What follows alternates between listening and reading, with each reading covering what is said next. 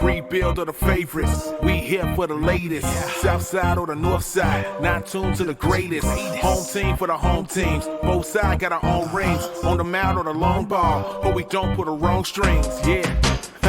It's that time of the year now. Wrigley or guarantees for the whole league that we hear now. New show with a new mood. Discussions and interviews. Straight rumors that might be. This is Pinwheels and Ivy.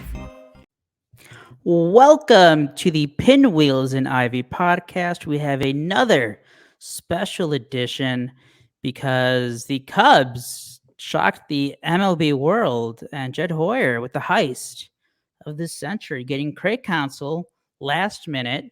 My name is Aldo. We're with Kevin and Mitch. Nozo on this episode, but he'll be back hosting Wednesday night. We'll be back live on YouTube and afterwards on your favorite podcast streaming site. As always, Pinwheels and Ivy Pod brought to you by Sports Mockery, sportsmockery.com.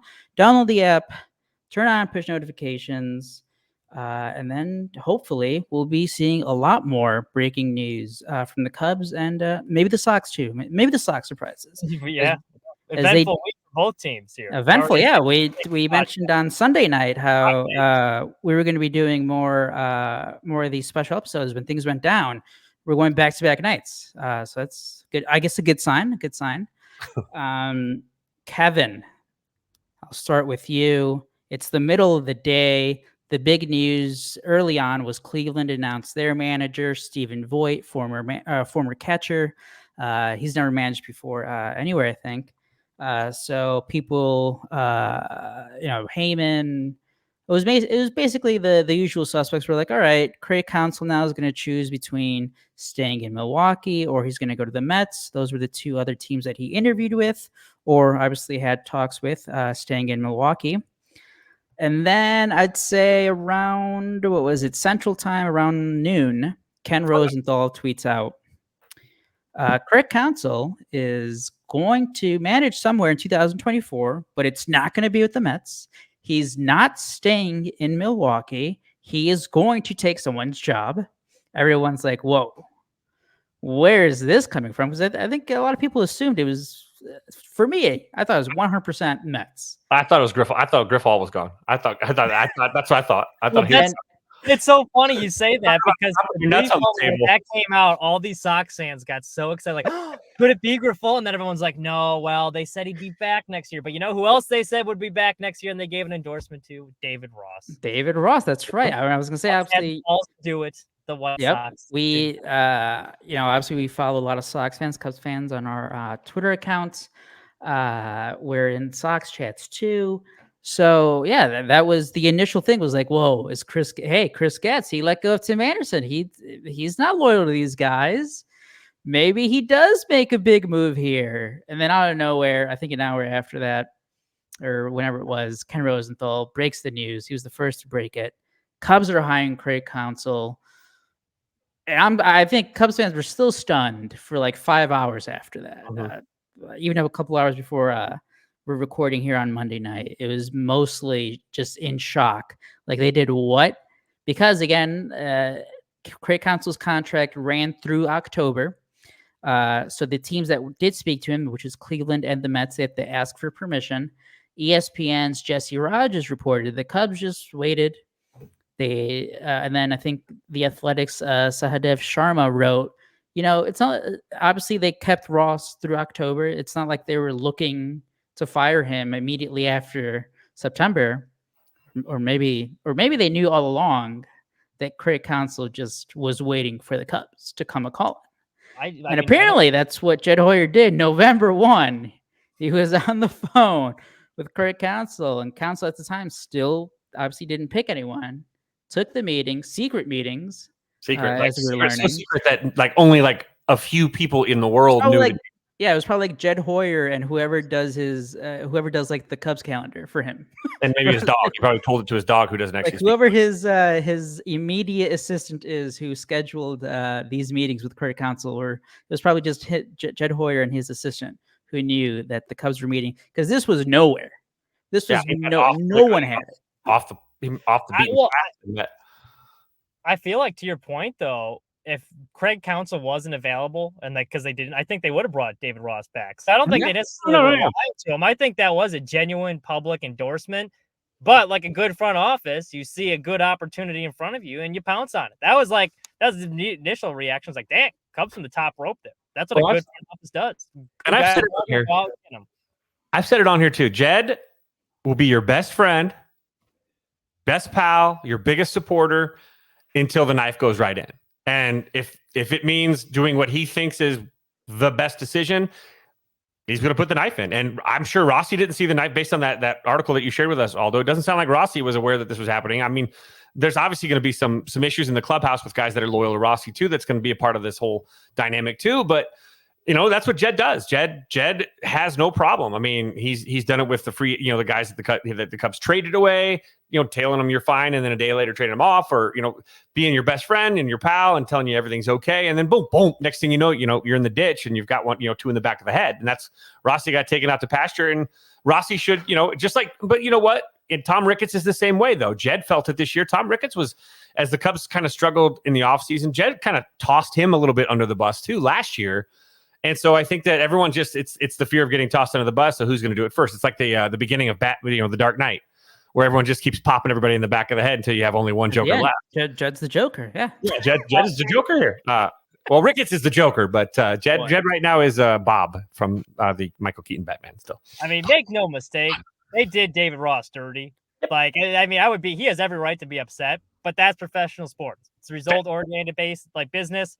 They don't really care about your feelings. But also lost in all of this, what a big FU to the Brewers from Craig Counsell. I mean, you're going to arguably their biggest rival now. I mean, you're talking about that earlier today. I think the Brewers have kind of surpassed the Cardinals recently anyways, the Cubs' biggest rival in that division. And so to be managing that locker room and be like, actually, I'm going to go to you guys' biggest rival. And the Brewers right now are going through this. I think it's their fans now too. And like we saw with some of the quotes from the players, where the heat is now on ownership. Because again, for years now, I mean, going back to like 2016, even when the Cubs were dominating the NL Central, like the Brewers were pesky. Like, the Cubs were still beating them. They were pesky. And then 2017, they got even better. They led the division through the All-Star break until they were caught. Obviously, 2018, they passed the Cubs. And ever since then, I mean, it's been the Brewers. I mean, the Cardinals won the division. What was it in 2021? But it's been the Brewers. It's been Craig Counsell, and as Cubs fans, we make the jokes. Oh, what a fucking dork! He sometimes looks whiny, but like in the back of our minds, we knew the entire time, like, hey, this guy's taken not good rosters, and they've been mostly outplaying the Cubs for the past 5-6 years. And a big reason why is Craig Counsell. And now we can go back and forth. How much do you think a manager actually matters? But when you talk about upgrading at any position, there is just no way you cannot say this was an upgrade. It was. This guy's considered. I mean, he has the largest contract for a manager in MLB history. 5 years, $40 million. I think there's some incentives in there too, because I keep seeing the word at least $40 million. Yeah. So there's probably some, playoff or division incentives, something like that. To celebrate this day, by the way, I'm actually want to crack it over. I'm going to open up this new special gift from my guy, John Taffer sent it to us, and it's Taffer's Brown Butter Bourbon. So we're going to celebrate Taffer's Brown Bourbon Butter with vanilla and toffee hints. Thank you, John Taffer. We're doing Cubs Rescue right now from Bar Rescue, so appreciate it. Thanks for the nice little note. And there's a story about a former. Me and Alder sitting here sober like jackasses. I mean, so technically, I can't be drinking. If you guys head over to Sports Mockery, there's a story about a former Cubs player who was on Bar Rescue. Now he's facing murder charges. More on that on Sports Mockery. Now, what a good tease that was. I'm going to go up into the Cubs news section. But Kevin, as a guy who, ever since Jed Hoyer has taken over, you've been one of the biggest critics, deservedly so, I'd say, most of the time. What was your initial reaction here when you first see the news? Cubs are hiring him. They're moving on. David Ross, he's gone. He's yesterday's news. Jed Hoyer just got the best manager in baseball. That's exactly what went through my head, man. Like I am hard on Jed because, and it's not even so much a lot of the moves that Jed makes, it's how he makes the moves, which this plays right into how I feel. Jed is a snake. It's fine. He's our snake. He'll do you dirty from behind. It doesn't matter. You're toast. Like if he feels time to move on, your friendship, your relationship means nothing to him. You are simply just a piece. We now know that's Jed. He's cold. He's just cold-blooded. Fine, but he's our snake. So my response to this is, take away how he recruited him and how it did, behind David Ross's back. He just landed arguably the best manager in baseball, a guy that has done more with less in a franchise in the Central Division, a guy that, again, is this Joe Madden and Ricky Renteria all over again? I mean, time will tell, but you do have a younger manager that has managed to get W's up in Wisconsin over and over again with lesser talent. And so you have a guy that plays well in the dugout. Now, I mentioned this in the DMs. This is a great move with Counsell, but the icing on the cake for this deal, for me, that like you might as well just call me, put me in the red light district, because I will be so sold if the Cubs bring in Pat Murphy as the bench coach along with Counsell. Now, he's been Counsell's bench coach since 2016, but Pat Murphy used to be the head coach. The head coach at Arizona State, and before that Notre Dame. The guy coached Counsell in college. I mean, he has been a success. The guy is he is also a huge part of what I think makes Counsell so successful is he deals with athletes. They both do really well with this. Counsell, Murphy, you put these guys together, mentor, coaching for his mentee. The tides turn a little bit, and you have a very good clubhouse. Now they're going to keep Hotovy probably. I assume they're going to keep a lot of the staff around. But Murphy would be the icing on the cake for this. This is an absolute home run. These are these things. This is Jed Hoyer throwing his nuts on the table, dropping it and saying, "Who wants mashed potatoes?" This is one of those win us over type moves. And this tells me that the Cubs aren't obviously done. I don't think that they're going to make this kind of move and say, now we're going to give you lesser players, win with lesser players now too. This is a sell piece, the first day basically practically of the offseason, to tell all these free agents, we're throwing up the goddamn flag and we're going to go for it now. Why don't you join us here for something special once again? Because remember when they got Madden over there, the Cubs became kind of a little bit of a spot for people. We're like, hey, if I could go there, let's do this. This could be pretty fun. A Rockin' Wrigley, one of the best, if not the best manager in baseball. Great facilities, great city. Now, all of a sudden, besides all the intangibles that we just hope that people feel about, you've got actual intangibles on the field. A young, promising, farm system where you can make some moves to bring in some big-time players. You got the money and the flexibility. This offseason for the Cubs, this third offseason of rebuilding, going back to the Yu Darvish trade, was in 2021, right? This should be that flag in the air saying Pirates up, let's go. It's like they throw up that big old the skull and crossbones and they're about to go raid. And I hope that that's the case, because this has got to be the precursor, because this is such a buildup that it feels like I know talking like for Justin Roman, him and I were talking earlier today too, and I was talking to my dad.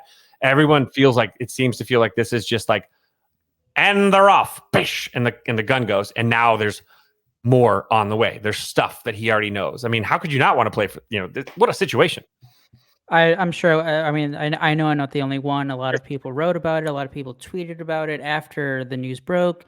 Ooh.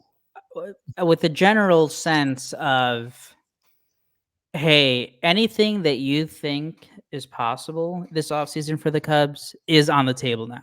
Mm-hmm. Like Shohei, I mentioned it when we recorded our last special edition show, talking about Tim Anderson and discussing some of the free agents out there. I brought up Ohtani, where at the time, I still think it's a long shot. Where again, any team signing Ohtani right now, it seems like a long shot, but like that's a realistic possibility. Mm-hmm. I view that now as I wouldn't be so amazed at the Cubs now going after Shohei Ohtani or going after Yamamoto or one of the other big free agents, or pulling off a Juan Soto trade, or doing multiple big moves. Mm-hmm. Sharma did maybe pour a little cold water. He said, Cubs aren't going to be outbidding multiple players, I think is one of the quotes in there, or one of his lines. That's fine. They can still make the one big free agent move, do trades, how we've been talking about, whether it's Pete Alonso, Juan Soto, one of the pitchers, Glass now, Shane Bieber. The one thing that this movie shows me, though, is, I mean, you mentioned Jed being a snake. What I've seen from him for the past 5 years is, it seems like, I mean, this kind of it came up last minute just because it's like, whoa, Craig Counsell kind of waited on the Cubs, it seems like. But whatever Jed kind of expects to do, it seems like he's getting his guys. He wanted to wait out the extensions for Ian Happ and Nico Horner, and he got those done. Mm-hmm. He at lower than market value too. Like when he did the trade, we can go on and on about the trades in 21. After that, he still had Wilson Contreras, try to trade him. Then he had a deal, didn't go through with Houston, kept Wilson Contreras around, but at no time did it ever seem like, oh yeah, the Cubs are working on an extension with Wilson Contreras. Like, the Cubs were done with Wilson Contreras. Jed Hoyer was like, no, new direction. We're either going to trade you or we're going to get a comp pick. That happened. The same thing kind of happened with Marcus Stroman. Yep. And I think that kind of swayed Stroman, whether he was either told, hey, if you're thinking about picking up your $21 million option, we're most likely going to trade you. You don't have a no trade clause. Sorry, that's the direction we want to move. Or you can opt out. You're a free agent. You get to pick where you want to go. I think that happened. I think Marcus Stroman knew he was not going to be with the Cubs in 2024. That's why he opted out, and now he's a free agent, and at least he gets to choose where he picks. And I got to say, overall, with the hiring of Counsell, everything's kind of just falling into place. Like, again, but you get Stroman to opt out. You get, they get back Hendricks at $16 million, so that's not as big of a hit because Stroman's salary is out. I mean, they have Yan Gomes back. The catcher seems like it's locked up. It's not great, but it's fine. Now they can focus on the big fish. Yep. And I didn't think that, obviously we didn't think that Stroman money was going to be available when we started talking about the offseason too. And I am curious to hear what Marcus Stroman has to say about everything. And, we may know there may be, it's Stroman. So there's probably a more a lengthier route to that story and how it's being told from when we hear from his perspective. And that's fine. Well, I'm looking forward to hearing it. But at the same time, Jed Hoyer, he does. I'll say this, man. He has no problem playing the game. Like, when something drops into his lap, he doesn't sit around and just kind of dilly-dally around it. Like, this fell into his lap. He jumped. And Mets are out here trying to. Cohen's out there probably throwing this and that. The Brewers. I love. This is my favorite shit, by the way. Hey, give me a break. Anyone from Chicago knows this is hilarious. But Brewers owner Mark Atanasio or whatever says, "We lost Craig, but I've reflected on this. Craig has lost us, and he's lost our community. It's a really special place to be," said no one ever when compared to Chicago, Cheesehead. Sorry, next guy. Bigger, better, greener pasture, and he left for it because it's better. Sorry. The owner's comments, if you go through that thread and that Zoom call that he had on Monday afternoon, he's literally the meme of the dude with the happy face with the mask, and then behind it, he's just sobbing. That's him. I was like, no, guys, no. We broke up with him. No, fuck him. I'll say this: loses our 2-star dining facilities and our a lot of grass and snow. They are, what though, Chicago compared to Milwaukee is way better in snowfall than Chicago, so they do have that. Yeah. Mitch, I'll let you. I'll say this for the Brewers, and this is, you can do with this information what you will. They have had some pretty good rosters, especially the rotation wise. I think it was 2022. That looked like a team that was built to go pretty deep. Craig Counsell, you look, a lot of early playoff exits. Now, the last 3 have been to the National League champions, so kind of balances out, and it's not a huge payroll he's dealing with. But I pump the brakes on best manager in baseball. He's an excellent manager. It's a great move. Not trying to shit on your parade, but there's been a lot of early playoff exits, and you can't tell me the pieces haven't been there because he's been winning with far less talent than pitching this year. Yeah, but 2022, that was, I think you can make an argument. While I do agree, the pitching, and normally when you get into the playoffs, you do see that teams with 2-3 guys who have a great starting pitcher do go deep, and he did have that. He had Corbin Burns, Brandon Woodruff, and Freddie Peralta, 3 horses, legit ace type pitchers. But you're right, a lot of early playoff exits. But I did say on the flip side, the offense, he had the superstar years of Christian Yelich in 18 and 19. But besides that, like Willie Adames popped off last year. The artist formerly known as it's not me trying to knock Craig Counsell. He's an excellent manager, obviously one of the best in the game. I was very worried because I was happy Terry Francona finally stepped down because for my money, I thought he was currently the best manager. I agreed. When he stepped down, that's what made him. Well, I'll ask you this. I saw the Craig Counsell news and it's like, you got to be kidding me. Now we're gonna have to deal with this guy in the division. That's like arguably a lateral move. That seemed like a great. Good that, so I'm glad he went across town instead of. Well, I'll ask you this, Mitch.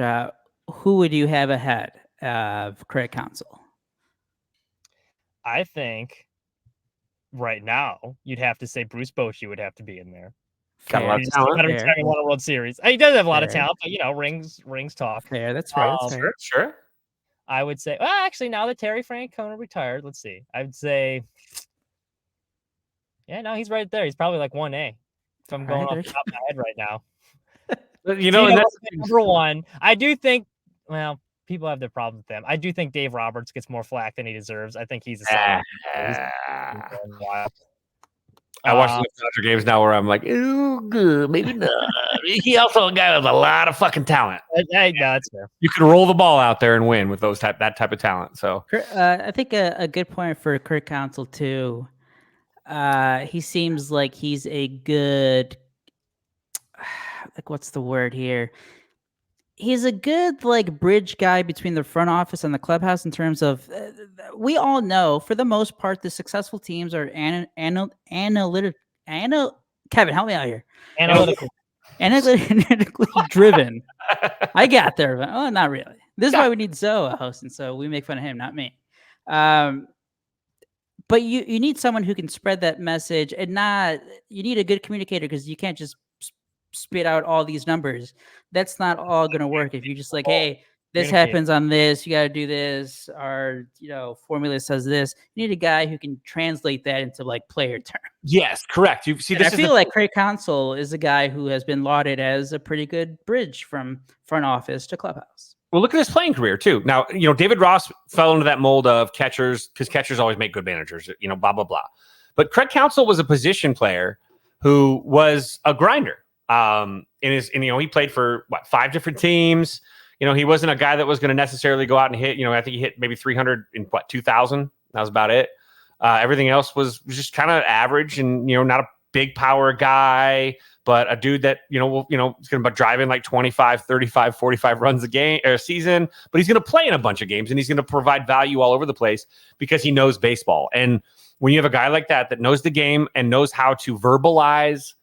Like you said, with the analytics or breaking down a swing, he knows how to communicate on a level that allows the players to comprehend. We always assume that these guys come up and they somehow magically understand the lingo and the terminology, and they don't. You're not worrying about exit velocity when you're in high school. You're not measuring, all these analytics, when you're playing college baseball. These are things that as you tighten up and you get into the actual professional system, that you get more eyes, more analytics, more numbers. And so these guys have to learn the vocabulary on their way in. And that's what some of these guys struggle with and why they never pan out is they don't learn the game as it is as a modern game. And so Counsell having guys like him that can relay the message. And again, I can't stress this enough. Pat Murphy, also incredible guys. I can't stress you guys enough. I've sent players to play for this guy. Okay. This dude, when you talk baseball with him, you get a general sense that you're talking to someone that eats, shits, breathes baseball. Period. And when you have those two guys in a clubhouse with a dynamic group of ages from older to younger, it bridges such a great gap. Because Murph's an old dog. Right? He got, what he got? I mean, he literally resigned from Arizona State because they were under investigation, and which he was found completely innocent of, by the way. They were under investigation, but because he was cavalier with his attitude with the investigators, because he was just like, fuck, I don't have time for this fucking shit. I got baseball to worry about. Leave me alone. And this guy is baseball. And that's what you have a guy like him backing up a guy that he's helped coach. Apple trees produce apples. And the apple that he's produced is Craig Counsell. So now you're going to have two very good apples in this dugout that relate to these players, can really describe the terminology and break it down for them on a molecular level almost, so that they become baseball IQ guys and not just meatballs. And the teams that know the game best will win more times out of 10. And especially when you're doing the long 162, it might make a 4 or 5 game difference when you have guys that really do understand the game and are able to help each other out. And it brings it brings a high IQ into your clubhouse. And I'm not saying Ross doesn't have a high IQ. Look, Rossi's problem was he was always a day late and a dollar short. He was always one move behind, late to the party all the time. Counsell is going to look 3, 4, 5, 6 moves ahead, and he sees this, and he's got a guy on the bench that is also looking 3, 4, 5, 6, 7 moves ahead, and that can communicate fluently because they're so close with each other. Murphy says, hey, don't do this. Counsell's probably like, you got to coach. Like, there's a respect there too. So you have guys that do this. So I really do hope Murphy comes in the clubhouse, comes in that dugout. I'll be super stoked. But this is what makes these guys so special. And I love Rossi for what he did for the Cubs, but I've been massively critical of him on our show a lot, because I do feel like he cost the Cubs 5, 6, 7 wins this year because he's always he just waits too long and he's not seeing. I mean, God, remember when he pinch hit for the DH in the 3rd fucking inning this year? Or whatever it was, like, what are you doing, bro? Like, there were moves where you're like, So now you get Counsell. Maybe we'll find a new thing to bitch about with Counsell. Oh, that's the thing. As excited as Cubs fans should be, and I'll include myself on that. It's going to be spring training, and there's going to be something. Good manager's fun and all, but are you prepared to kick everyone's ass at 7-10 each night? Well, I did want to ask you, Mitch, as the resident White Sox fan on today's show. We know that history repeats itself. So how do you feel about David Ross becoming the White Sox manager in 2025? Oh, upgrade, maybe. Yeah, I mean, that's setting the bar incredibly low. That's like using like the Tim Anderson argument. Well, he's better than what's in free agency. He's not. But no. If you're trying to win, no. He would have been good. I guess if they go down the rebuilding route, I think Rossi's a fine rebuilding manager. He was your Renteria. That's how I view it as. And I think it was the same thing. There's a lot of similarities between Renteria and David Ross. I thought both their teams played very hard for him, especially this year. You saw the Cubs; they did not quit on him. Same with the Sox. Ricky's boys don't quit. But there was times, especially in important games, and we saw this in the playoffs with the Sox, where it felt like other teams were a step ahead of them. And like that whole bullpen game the Sox had to do in that game 3, where they had the really short hook with Dane Dunning. That didn't seem right. There was one down the stretch against Cleveland too, and I know it was a bunch. Like I see you guys. I remember that when the Carlos Rodon relief. Yep. There'll be a lot of stuff like that. It's like, oh man, but it's like, okay, well, this is his first year with a good team. I'll give him the benefit of the doubt. Well, like I think it was kind of the same thing with Dave Ross, and these windows, as we saw with the White Sox, they're not necessarily open that long. Right. Nothing is guaranteed, even if you're signing good players. So you feel like you got a team that can contend, you might as well jump on it and be aggressive. And that's why as bad as it is for David Ross, and they did do him dirty, and like I said, like he has every right to be upset. I think Cubs fans can be upset the way he was treated, but at the end of the day, it was the right move. Like you got to take advantage. You got that window. They're already ringing that bell in San Diego for David Ross. I'm seeing that pop up on my timeline quite a bit. David Ross down to Santiago. He would be great. That was the team. That was the team I thought was going to swoop in because with their GM, their president goes crazy or has been going crazy. I have a question for y'all though. So, what do you think? Obviously, those guys went to hell and back in a gasoline suit for David Ross and never quit for David Ross. And now David Ross is given a pink slip for his efforts. What do you feel like clubhouse-wise? Do you feel like this is going to be a clubhouse? I don't want to say a clubhouse issue, but I mean, could there be any kind of tension? Because, there's always, I'm a David Ross guy. I'm a Joe Madden guy. I'm a Craig Counsell guy. I mean, or do you think it might be offset because these guys have played a ton against him and are familiar with his work more than just like some other dude that's coming from the outside? He's more familiar to who they are. They've seen him do it right, and they've watched him do it right. And I think it's a combo of things. When you look at if you look at the position players, like the 2 longest tenured guys there are Nico Horner and Ian Happ. So maybe those guys are like, hey man, loved Rossi, thought he was a good guy. Maybe but they thought he got a bad shake of things. Pitching wise, I mean, let's see, Steele came up. Obviously, Kyle Hendricks, former teammate, but most of the roster guys, Dansby Swanson came from the outside. Seiya Suzuki played 2 seasons with Ross as a manager. But I think I think these guys are like, we're ready to win with it. I think they know. It's like, hey, we upgraded. I think they know. I think players know. I think even if you were a little salty about it, they won't be as salty once they see like a Juan Soto walking into the locker room. Like, oh, it's go time. But like even with the White Sox, and this was more so with this. Sorry to keep going back to them. But we're using the Rick Renteria parallel with David Ross. A lot of players really liked him. Tim Anderson was vocal that he liked Rick Renteria. Lucas Giolito said the same thing. And Craig Counsell can relate to the players, I feel like, more so than a Tony La Russa can. But even when he came in, there was some worries about like, oh, they like Tony. There's a lot of that. I think overall, like, as out of touch he was with some of the players, like, I think they adjusted pretty quickly. Like, Tim Anderson said all the right things. Like, he was like, yeah, no, Tony's my boy. So I think at the end of the day, these players realize, like, yeah, they're making this move to help us win. Craig's going to help us win. And I think that's why a lot of the Sox players tried to buy in. Because, like, all right, he's a future Hall of Famer. Maybe we can learn something. With Craig Counsell, you're getting more so because former player, still relevant. The body of work's there. He's not 70 years old. I mean, I don't think you'll have any issue as far as players buying in. I also think 52 and a former Notre Dame player, but this is such the big kick in the nuts for sorry, you Wisconsinites. I just love it. He went to Whitefish Bay High School in Milwaukee.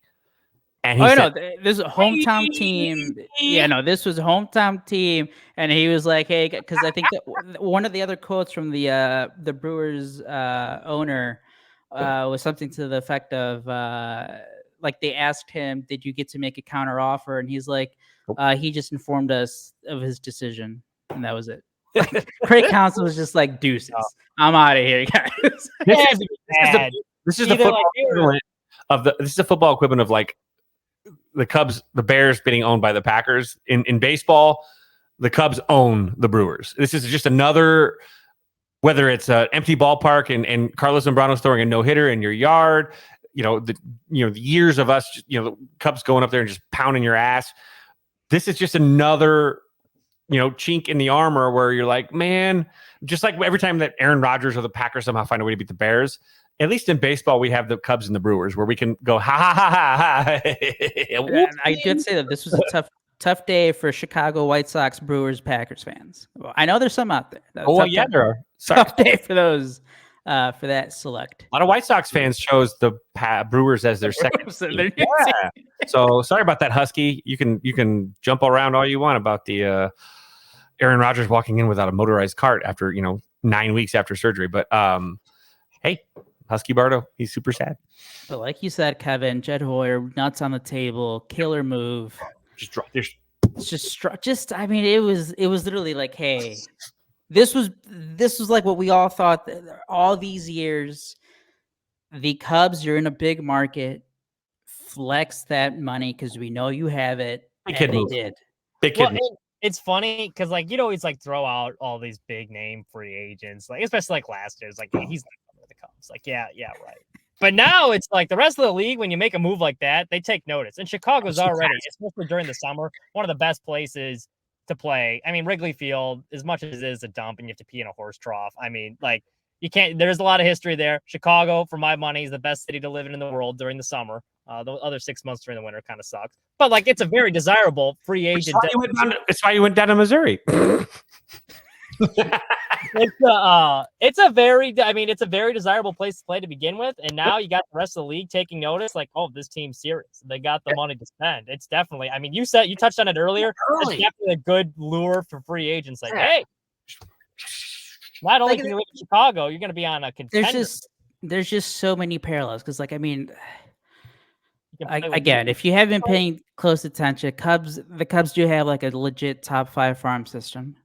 They now have, if you want to call it top 2, top 3 manager.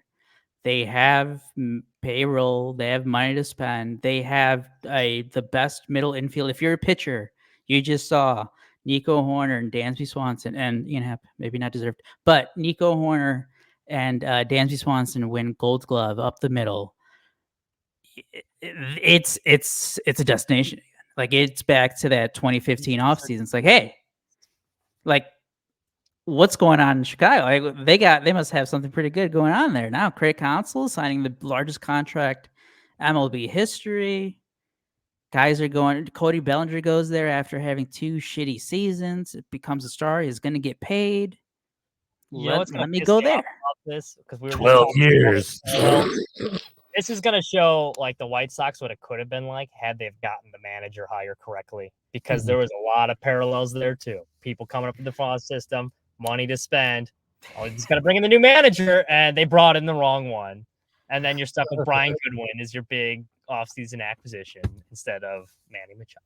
And this isn't like to rub salt in the wound here for White Sox fans, but I think I brought it up back in the middle of the season is when I first read a story about how Craig Counsell still didn't have, or he was basically waiting out.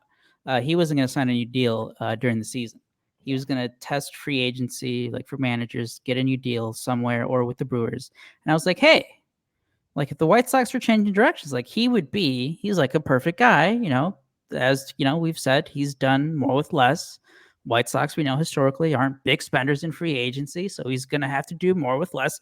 Craig Counsell was just like, and with Cleveland too, that would have been like perfect. That's perfect parallel. Yeah, that's how I was going to have. To be Cleveland. Oh, thank you, Cub Zone. This is coming.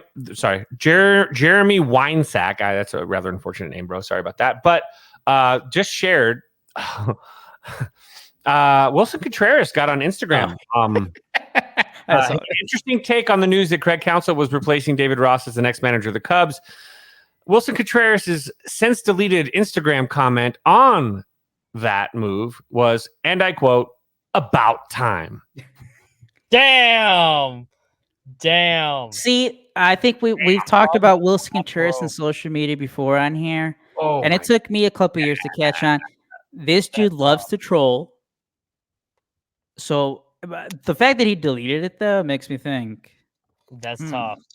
That's tough. Which is it, and be tougher because I think Ken Rosenthal wrote a story in the offseason after he signed with the Cardinals, and it was talking about it was like unnamed sources, and it wasn't so much trashing Wilson Contreras, but it was saying like one of the reasons the Cubs did move on and never wanted to extend him was like they didn't think he was making enough strides defensively as a catcher. David Ross came out and he was like, "Hey, yo, fuck Ken Rosenthal. We loved Wilson Contreras. He worked very hard for us." Like David Ross, like went out there and was like not shitting on Wilson Contreras. So for Wilson Contreras to come back and turn it around and be like, "About time." He is very salty, I think, on the way they treated him on the way out, where they thought he was going to get traded. It's what he said with Jed Hoyer. All that shit about the Cardinals way, and he was really trying to stick it to Cubs fans when he left. I think this is just and now he's salty because he left, and the Cardinals are mired in mediocrity now with a scrub as their manager, and now he's like, damn. By the way, I do have to say, William Contreras, his brother with the Brewers, got traded last offseason. In that Sean Murphy deal with the A's and Braves. And William Contreras ended up with the Brewers. He tweeted out something and was like, obviously upset that Craig Counsell went to the Cubs. Demand a trade to the Cubs, William. I'd take that bat in the Cubs lineup any day. Future catcher, maybe. Get out of Milwaukee. Rejoin your manager, your manager that you love.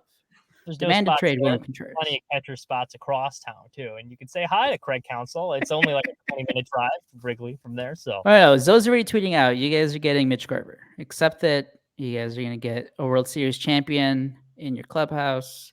Maybe you're going to overpay him a little, but it's fine. And as a little teaser for before, do you guys got anything else on Craig Counsell?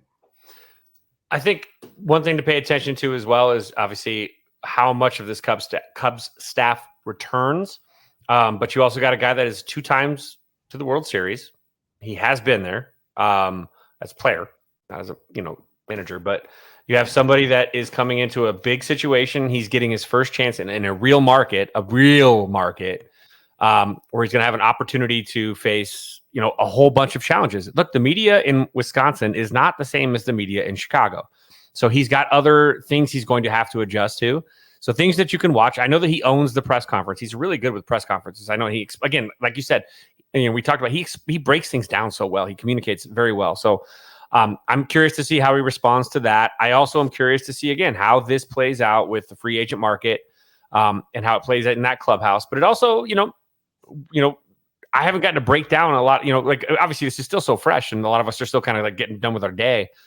I'd like to see like his track record with younger players and development stuff too, because you want to see, the Cubs are, one of the top 2 or 3 farm systems in baseball now at this point. And you want to make sure that, unless they trade some guys away for some vets that are a little more established, because again, my biggest complaint in Rossi, more than anything else, besides the fact that he was, besides him being a step too slow every time when it comes to everything, kind of like his base running, he's a slow catcher.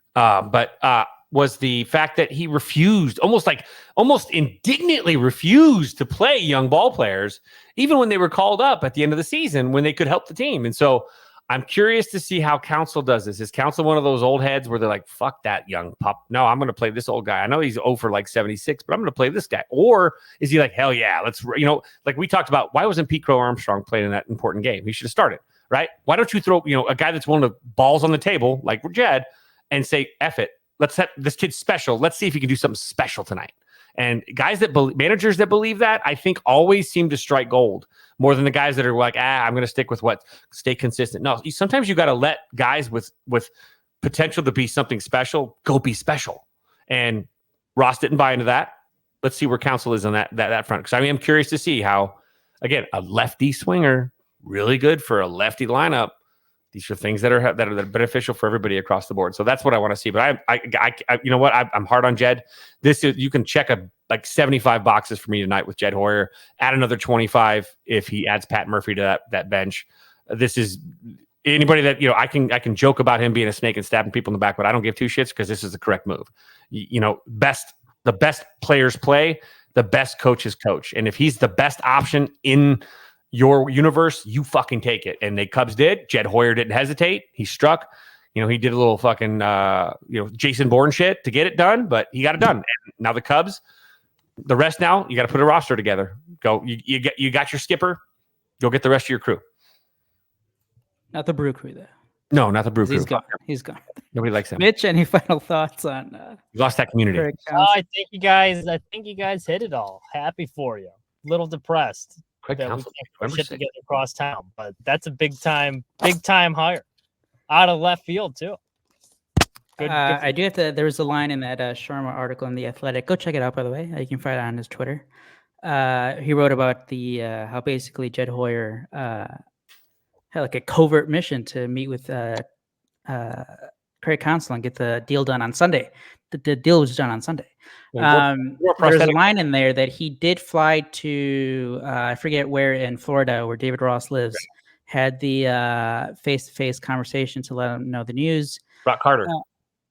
It was Carter. That's right. It's Carter. And then there was a line in there that there was, at times, it was a tense conversation. I wonder how many times PCA only getting 19 plate appearances was brought up.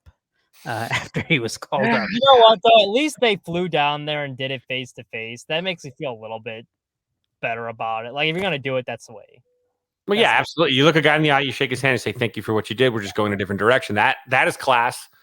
If he did that, we just know they went down and told him. He might have said, bye, David, and give him the double bird and walk out the door. But by the way, I mean, hey, these guys... And then I mentioned it on Sunday night. We're talking about Chris Getz and the Tim Anderson decision. And sometimes these guys have an ego. Maybe they just want their own guys. David Ross was Jed Hoyer's guy. He and Theo Epstein handpicked him to replace Joe Madden. And then before 2022, Jed Hoyer signed David Ross to an extension that had him through 2024 and then a club option for 2025. He could have very easily been like, no, I picked him. I believe in him. Yep. Well, he's going to guide us to another title. And he's like, and that's, to me, this is the biggest statement is like, no. He saw that there's an upgrade. He went for it and he got it. He made sure that he was going to get it. 2 years ago. I'll say 2 years ago, like 2 weeks ago, 2 years ago, 2 weeks ago, like mid-November, mid-October in 2021, Jed Hoyer says, I hope David Ross is the manager of the Chicago Cubs for a long time to come. Well, and there was enough progress this past year for them to justify bringing David Ross back too. Huh? I honestly believe had he not have become available, they don't make that move. I was so David Ross was milk and toast to me. Like I actually probably got more upset with David Ross than I was like, awesome job, David Ross. If you were to say, how many times did you say, God dang it, Dave, compared to nice job, Dave? I'd say it was probably a good 2-1 minimum this year. So I love David Ross for what he did, but I was never sold on him as the guy. So for this, it's whatever, but fuck, it's an upgrade, man. It's the upgrade. I don't know how other way to say it. I mean, it's the upgrade. And I know it is reminiscent of the Cubs trying to repeat what they did with, the Joe Madden, Ricky Renteria thing. And it paid off pretty well, but it didn't pay off for the White Sox. So there's no guarantee in all this that it's going to pay off. But God, like a dude that throws in his hand, and throws in all the chips and says, fuck it, let's go. I would add too, like you mentioned, it is nice that he won. He did a lot for the Cubs, but winning that World Series, being on that World Series team, I don't think gives you like a free pass for mediocrity. Which and then you see that a lot with a lot of these teams. Oh, he's a legend. We can't fire him. He was then like, no, sorry, you weren't getting the job done. Imagine like the Chicago Bulls, John Paxson, for that game-winning shot in the one of those NBA Finals, was just given a free pass to do whatever the hell he wanted. He had some, and that's the thing. John Paxson had some successful years, but that time ran its course, and probably 3 to 4 years too long. Why do you think Kenny Williams had the job as long as he did? And the Cubs route was even longer than the Sox one too. So there's even more pedigree with that championship, and he's still like, hey, you were part of it. Thanks, buddy. Don't let the door hit you in the ass. And like that's the thing, yeah. Jed Hoyer was like, hey, love you, Rossi, but there's somebody better, man. The Cubs also set a record, too. They are the first franchise in the history of Major League Baseball with this firing to actually fire a former contestant on Dancing with the Stars. There you go. Didn't ESPN fire Emmett Smith? Major League team, though. MLB. We're going baseball. First baseball team to fire a former Dancing with the Stars contestant. So chuck that one up to the Guinness. That's a good trivia question. We'll keep that one in the log. Oh, this is a pre-show thing we were talking about, but it is an interesting nugget since we keep dragging it back to the Sox. Craig Counsell would be the 11th highest free agent in White Sox history. Highest paid, I should say. 5 years, $40 million. I'm sorry. It's hard not to laugh at. But that's the thing, because, hey, you can always dunk on the Oakland A's, the soon-to-be Las Vegas A's. Because as we learned also when we looked it up, their largest contract was to Billy Butler. Free agent contract was for Billy Butler, 3 years, $36 million. Yep. So still not as much as Craig Counsell. I do want to say for Wednesday night show, when Zoe will be back, we will get into more Sox talk. I said I was going to tease something. Mitch, get your head up. You guys are going after Paul DeJong. Yo. Shout out to Sox Machine on that report. So I swear to God, if they sign Paul DeJong, and I hear all these bastards complaining about it, he was just as bad, if not worse. His numbers did not have the last couple of years. Like, how many batting changes? Paul, that would piss me off so much. Wilson Montgomery hit a tater yesterday. Shh, everything's gonna be okay though. Wilson Montgomery hit a tater. Paul John, the defender. Hey, Pedro Gaffal. Oh, so good. We want good middle of defense. The deadline got rid of him before the season even ended. So, like, I mean, we'll get to some Sox rumors. There's a couple other free agents popping up for the Cubs. Maybe Justin Turner, an option, a plan C, D. At this point, it has to be plan. That's like option 4. Last year, we would be really excited for Justin Turner. This year, Cubs fans, we have bigger fish to fry. So Braves option. Oh, the Braves did option on Charlie Morton, which was normal. $20 million. The Braves. Oh, the Braves are also another interesting one. I mentioned to Mitch how you think of all their big contracts that they have, but a lot of those, or most of those, are extensions. Their biggest free agent contract was to like BJ Upton, which is $75 million. But that just goes to show you that if you are aggressive in trades, then you can give extensions. Juan Soto, do that, Jed. But yeah, so we'll have more free agency officially kicking off now. All the player options have either been picked up or declined. Qualifying offers have been issued to a few guys. So we'll get into that. Coming to Chicago. I mean, yeah, we got some White Sox gonna have a couple new coaches. The Cubs are probably gonna have a few different faces in their dugout, along with Craig Counsell. So we'll get into that. Zoe will be back. He'll be hyping up Mitch Garver, maybe Jorge Soler too, maybe Paul DeJong. We'll see if Zoe is in or out on Paulie D. If he's print the shirts. Paulie D, then his whole argument last show should be thrown out and disqualified. I thought he was making a lot of solid points last show, but if he starts pounding the table for Paul DeJong, then absolutely discount everything he said. I'll make a prediction. I'll say Zoe, there's no shot. There's no shot. He's smart. It's fine, but I don't like it. I gotta go. Gotta go do the live shot. Hell yeah. Stand up in, baby. Kevin. Make sure you're what? Oh, no, that was it. I was just signing up smart ass, but I was just going to say something smart ass about your stand up. But for Mitch, you can say something. Kevin, Aldo, Zoe's back Wednesday night. Catch us on YouTube, Apple Podcast, Spotify. Thank you for listening. Craig Counsell is a Cub.